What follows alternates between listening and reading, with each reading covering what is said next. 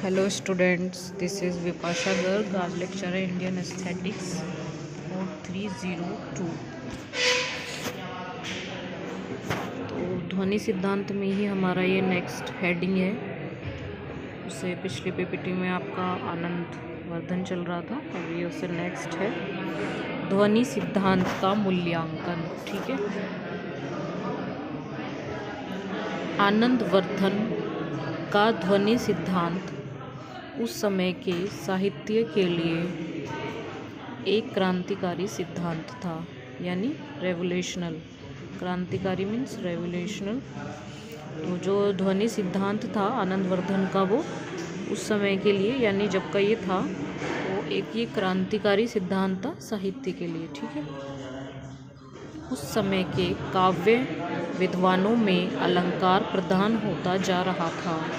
मतलब उस समय के जो काव्य विद्वान थे उसमें ये अलंकार जो है प्रधान होता जा रहा था, यानी प्रमुख प्रधान। ऊपरी रूपाकार सजावट पर बल था। मतलब जो ऊपरी रूपाकार यानी जो ऊपर की फॉर्म होती है, ऊपर के जो डिज़ाइन होते हैं, उसकी सजावट पर ही इनका ज़्यादा बल था, यानी ज़्यादा ध्यान था। ठीक है, आनंद वर्धन ने शब्द अर्थ अर्थात काव्य की आत्मा को पुनर्स्थापित किया। मतलब आनंद वर्धन ने जो शब्द अर्थ है और जो काव्य की आत्मा है उसको पुनर्स्थापित यानी रिस्टोर्ड, ठीक है, दोबारा स्थापित किया था, रिस्टोर्ड किया था।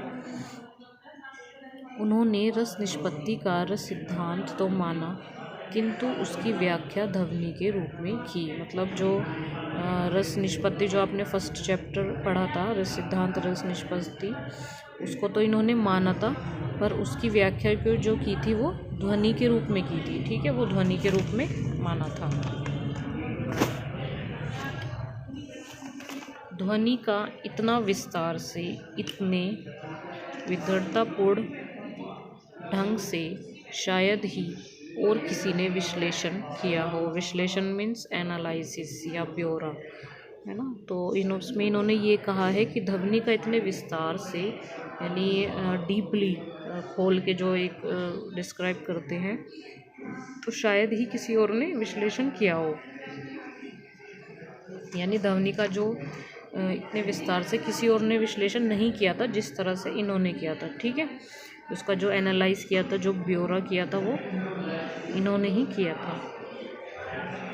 आनंद वर्धन का ध्वन्यालोक संस्कृत के अलंकार शास्त्र में अद्वितीय स्थान रखता है। अद्वितीय मीन्स अनोखा, अनूठा, यूनिक, है ना। तो आनंद वर्धन का जो ध्वन्यालोक है वो संस्कृत के अलंकार शास्त्र में अनोखा स्थान रखता है या अद्वितीय स्थान रखता है। कुछ विचारक जैसे महोपाध्याय, पावैकांडे, ठीक है, ये नाम है आचार्य का, ये विचारक हैं। तो ये इस ग्रंथ को पाणिनि के व्याकरण शास्त्र के समक्ष मानते हैं। ठीक है, इस ग्रंथ को वो पाणिनि के व्याकरण शास्त्र के समक्ष मानते हैं। ये विचारक हैं, इनका नाम है महोपाध्याय पावैकांडे। ठीक है, वो कंप्लीट हो गया है आपका। अब ये नेक्स्ट है आपका ध्वनि सिद्धांत पर प्रक्रिया अन्य रूप। यानी जो ध्वनि सिद्धांत आप पढ़ रहे हैं उसमें इन दोनों की, ये दो हैं इसमें, महिम भट्ट और ममात। ठीक है, इन दो का इन्होंने बताया है, मतलब इन पर प्रतिक्रिया की है इन्होंने। तो जो महिम भट्ट हैं उन्होंने क्या कहा है, व्यक्ति विवेक इनके अनुसार ध्वनि सिद्धांत को रहस्यमय सा बना दिया गया। यानी व्यक्ति विवेक के अकॉर्डिंग इनको ध्वनि सिद्धांत को रहस्यमय सा बना दिया गया है। ये आनंद वर्धन के सिद्धांत को अधिक बौद्धिक अनुमिति सिद्धांत का रूप देना चाहते हैं। यानी आनंद वर्धन के सिद्धांत को ये अधिक बौद्धिक, ठीक है, यानी बौद्धिक को आप कह सकते हैं, ज्ञान कह सकते हैं, बुद्धिमानी कह सकते हैं, अनुमिति सिद्धांत का रूप देना चाहते हैं। वे ध्वनि को कार्यानुमति मानते हैं। ठीक है, परंतु महिम भट्ट के सिद्धांत को सामान्य स्वीकृति नहीं मिली। यानी यानी जो महिम भट्ट का सिद्धांत है उनको मतलब आसानी से स्वीकृति नहीं मिली थी, नॉर्मल स्वीकृति नहीं मिली थी, जैसे स्वीकृति हमें मिल जाती है किसी भी चीज़ की, तो उनको महिम भट्ट के सिद्धांत को उनको सामान्य स्वीकृति नहीं मिली थी। ठीक है, ये तो इनका इन्होंने बताया है, ध्वनि सिद्धांत पर प्रतिक्रिया की है इन्होंने। नेक्स्ट है आपका ये मम्मट। ठीक है, ये मम्मट आपके सिलेबस में ही है, ये इतना ही है।